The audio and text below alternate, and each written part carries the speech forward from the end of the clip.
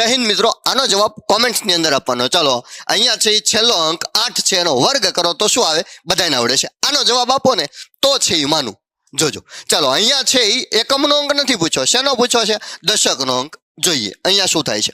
ચાલો અહીંયા છે જોવાનું શું, તો વધારાના છે કેટલા છે? 45. પણ 45 નો વર્ગ આપણને આવડે નહીં.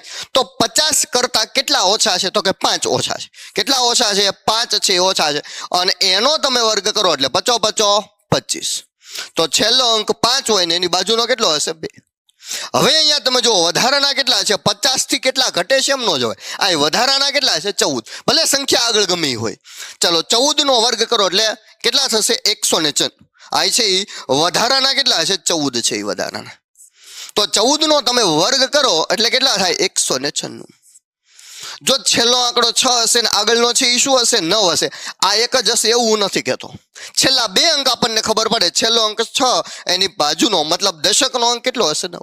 હવે અહીંયા જુઓ તો વધારે 89 છે એવું ન કહેવાય. શું કહેવાય? તો 100 કરતા કેટલા ઘટે છે? તો 100 કરતા 11 ઘટે છે. તો 11 નો તમે વર્ગ કરો એટલે કેટલા થાય? 121. મતલબ આ આંકડો આવો જશે એવું નથી કહેતો. છેલ્લો અંક છે કેટલો હશે? એની બાજુનો કેટલો હશે? 2.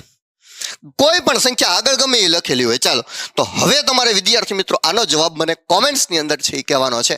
જય હિન્દ.